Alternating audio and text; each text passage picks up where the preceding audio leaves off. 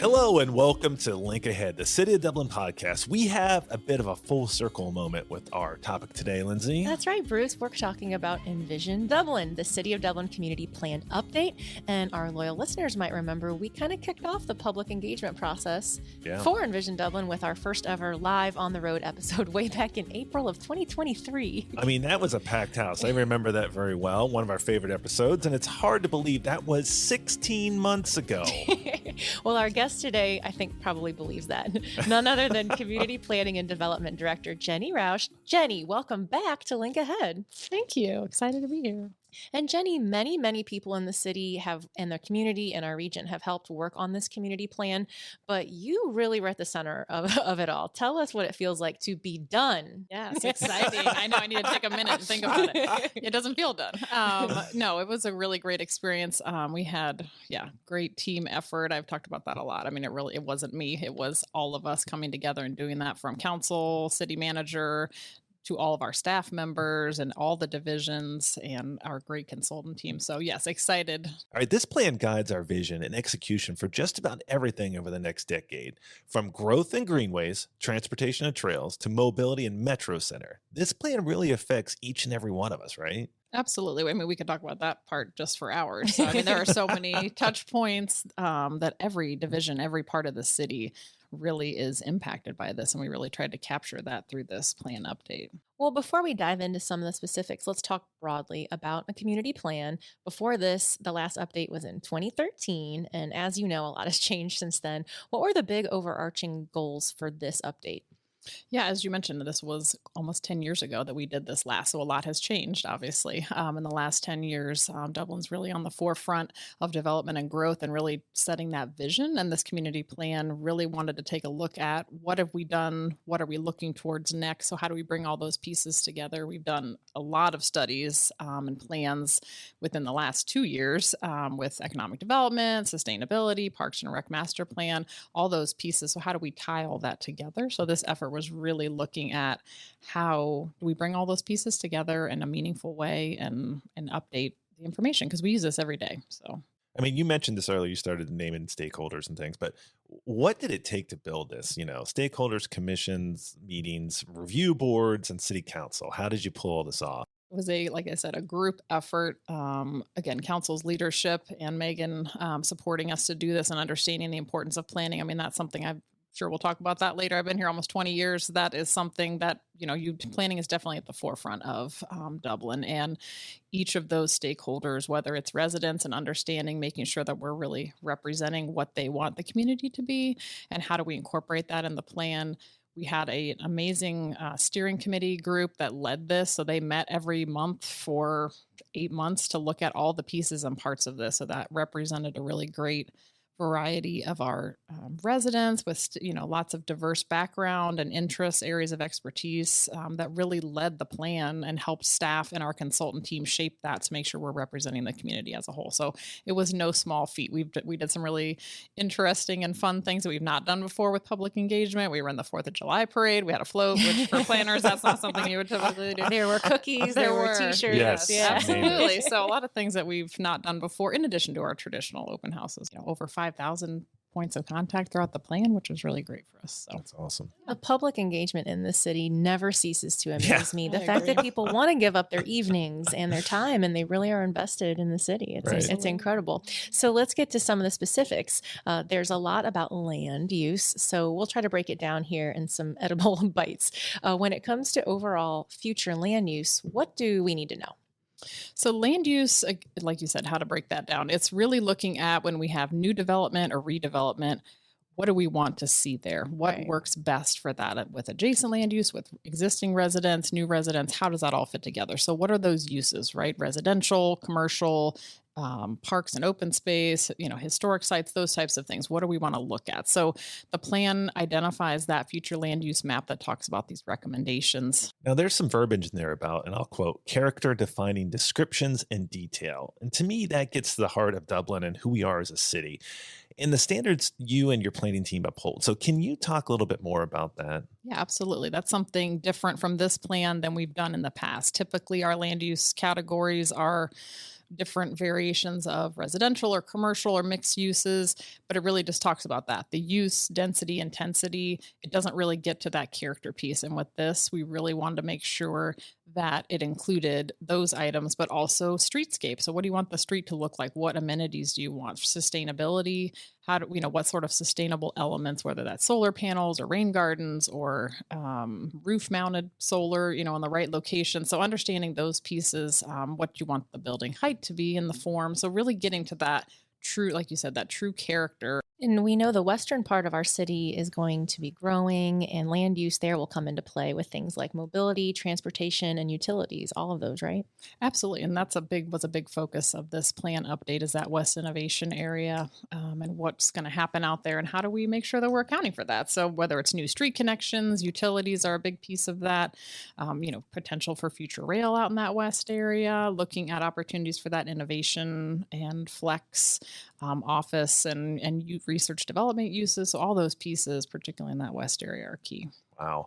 Now, what are some examples of how we diversify land use and stay competitive? That economic development strategy that we've completed back in the fall of last year, this plan really looked at how to tie those recommendations and strategies that came out of that, which in part was looking at how to diversify our economic base. We have obviously been very traditionally office oriented, and that still remains a huge component of what makes Dublin Dublin and why we've been so successful. But what are these other areas that we should be looking at? And how do we help implement that strategic plan and look at our future land use map? And that really was us testing different scenarios to understand what's going to work best, what's going to make the city the most financially viable going forward. So again, in that West Innovation, that was something we talked a lot about and really impacted the outcome of what our future land use recommends. When you can't talk about economic development, staying competitive, all of that without talking about mixed use.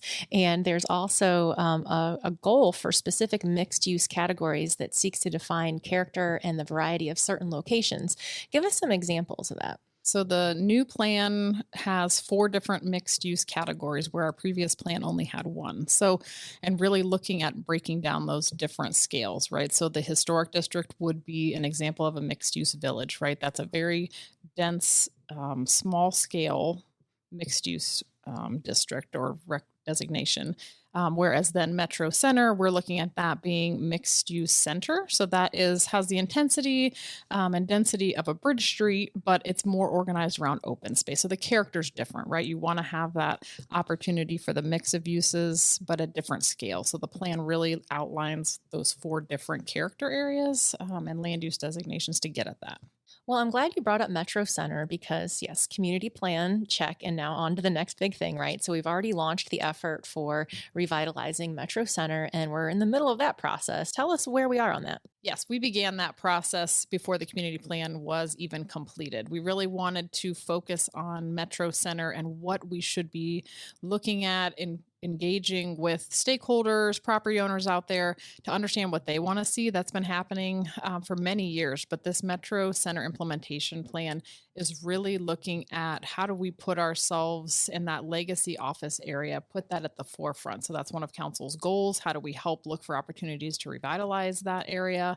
And what can the city do and what's our vision for that? So we've been really working through with our consultant team to define what those goals are and recommendations. And, is there a catalytic project that's going to come out of this to help define and help recreate the vision for that particular area? Now, transportation is another big part of this plan, and certainly Dublin is part of the region's grand plan, which is, initiatives like Link Us and the US 33 corridor.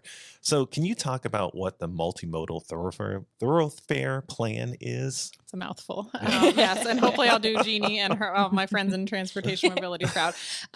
Again, the multimodal thoroughfare plan really takes all the pieces from active transportation. So our various modes that are alternatives to driving in your private vehicle, taking that information and our future road network classification and putting those pieces together. So it's looking at it holistically. So it's not just about moving cars, it's about moving people and providing all those options and variety, which the city already does, but it's putting all those pieces together. On that topic, there will also be some shifts in our thoughts about mobility and transportation, especially for our most vulnerable citizens. What's happening here? Yeah, so we've heard about that for many years about residents wanting safer streets, slower speed limits, different variety of mobility options, and that opportunity to shift the paradigm in terms of what users are prioritized in the city really came about as part of this community plan process. So historically, it has been about cars and moving Right. cars. And hearing this from our residents was really this opportunity of how can we take that discussion and policy and put it into action. So the plan really does an amazing job of recognizing that shift in how we are prioritizing our users on the roadway, but then also using that to define our streetscape typologies. So we have, width of street with different widths of sidewalk, bike path, multimodal, shared use. I mean, all those different pieces are really implemented throughout the plan to help get to that and address that, which is really great. I mean, you bring up an interesting point. You look back at community plans in the past, transportation's got to be one of the biggest. Is there Absolutely. any other part that's changed like drastically or kind of a lot in the past years? Yeah, housing in neighborhoods is something that we have included in the plan before, but this plan has a whole chapter dedicated to that. And when you look at the future land use map, a large portion of the city didn't change, really wanting to focus on that existing residential component and how do we make sure we're supporting that, right? We're not putting it aside. We're recognizing that that is a really key component to the city of Dublin. And how do we recognize that for our existing residents, but then look at for the future, taking our housing study that we did a couple years ago and incorporating that as well. So that's a big piece. Infrastructure and utilities, obviously, that's a key component, right? Can we serve it from water and sewer and stormwater?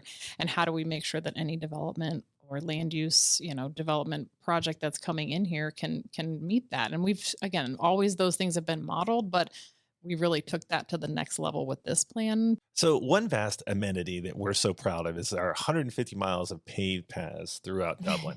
And our producer is raising his hand because he loves it. So there's a plug there, Scott. I thought about our paths when reading language in the community plan on greenways and an opportunity to incorporate a signature trail. What should we know about these efforts? That's a key component, right? As Scott is highlighting here, right? Our greenways, blueways, access to the river, all those pieces are what make Dublin, Dublin, right? That's very characteristic of our city and our community. And how do we access that? How do we engage with that? How do we preserve those corridors? So the plan really focused on that. We had a lot of discussion at the steering committee about that. And a key piece of that is this signature trail. So that's looking at this sort of cornerstone path that will traverse the city from east to west. We're in the process of defining what that is, but it's meant to be different than our typical shared use path, that it's going to create that experience, that character, and how do we incorporate that? So that's something really new for us that we've talked about in the last year or so, and the plan highlights that. That's pretty cool. Yeah. As you mentioned earlier, we've had so much input on this community plan. We pride ourselves on transparency and the residents being integral to the vision, growth, and sustainability. So moving forward, can residents still share their opinions on the community plan, or how can they react to it? Yeah, absolutely. So with the plan being adopted, right, we were joking at the beginning about it doesn't end, right? That's part of it, right? It just becomes ingrained as part of our practice and part of our everyday. The community plan has a dedicated website. So we're in the process of updating that so that people can have information, access to information, and engage that way, understanding that there's a pretty detailed executive summary as part of that will help sort of highlight what are these key things that are different with this plan than previous plans. So if you don't want to read the whole plan, you can just read some little snippets because it's kind of long, but have that opportunity to engage. We're also looking for opportunities to share that. There are different groups and even internally in the city that are going to be interested in different components. So how do we roll that out? And that website is communityplan.dublinohiousa.gov. We're always here. Planning is very engaged and wants to hear from people. So, and it'll be 1-800-PLANNING. Right. I do That's need a it. I call. feel like we do need a little phone number. Yeah, hotline. Jenny, we can't let you go without mentioning your tremendous career with the city. Now, in your 20th year, Yes. congratulations Yeah, on beginning of that. August. I know. Time flies. It does fly. Yeah. So you started as a city planner in 2004 and had various promotions from senior planner, planning manager, and now director of community planning and development. Talk about your career that's really grown with the city these last 2 decades. It's been pretty amazing when you think about 20 years of what what I've seen. And I'm not even the most tenured employee in the city. So, but again, as I mentioned at the beginning, planning is really a huge part of what makes Dublin so amazing, and thinking ahead and how are we going to, and the opportunity to be part of that and take place, and engage on so many different projects from Bridge Street. That wasn't even a thing when I started, right? So just not that's even a twinkle. incredible. I mean, that's when right. you That think was about not, that. Yeah, not even a twinkle in somebody's eye. So, and having seen that transformation, I mean, I worked on the library, which is one of my favorite projects that I worked on. So like those big things, but even the small things in our team and being able to lead that amazing group of planners and that opportunity. I mean, I've had so many great opportunities of people having faith that I could do this and, supporting each other. And I think that's what makes Dublin amazing is we're a great team, right? And that's honestly a huge part of the longevity of working here is just working together and collaborating, and Dublin does a really great job of that. Well, it's no exaggeration because anywhere you go in the region or around the country, Dublin is recognized as a well-planned city. So congratulations to you for the part that you've played in that. Thank you. All right. Well, we've had some pretty in-depth conversation, and now it's time to shift to some short and sweet answers with rapid fire. Are you ready? I'm ready. All right. So you have 2 master's degrees, one in, obviously, city regional planning, and the other one in landscape architecture. Which one was harder? Landscape architecture for sure, but this won't be short, but I always joke about having a master's in coloring because computer digital rendering, that was really like starting. I'm dating myself too. But that was a big joke of the, masters in coloring because you did everything by hand. Grading was the worst. So you definitely don't want me to, I'm not the engineer of the group here. So well, good site for you. grading. No, thank you. So are you a green thumb? And if so, do you spend time gardening or working in the yard? It's a struggle. I'm definitely, I really try. I'm in charge of that at our house, but I'm not always that great at it. So, well, we said we were going to get some of our horticulture team on to do a podcast. I need some lessons. I need some lessons. Absolutely. Some TLC for my plants. For sure. I'm not doing your residential landscape design. That's not my forte either. So. All right. So you know so much about city planning, but what is one area of planning that really gets you excited? I mean, there's lots of areas of planning that are interesting. It's not really a specific field. It's the problem solving piece of it.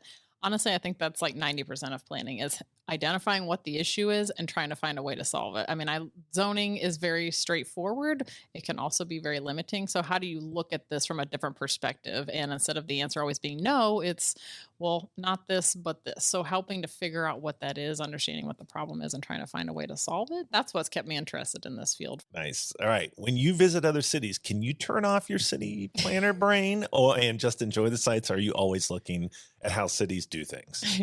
I mean, you can never turn it off. It also doesn't help when your spouse does the same thing. Uh-oh. So then our poor children have been subjected. And that has been one of my favorite things, though, is when they make comments about cities and like, why is that like that? It's like, I don't know. But I'm very proud that our planning nerdery has rubbed off on you. So again, you look at things differently. It definitely gives you a different lens. Sure.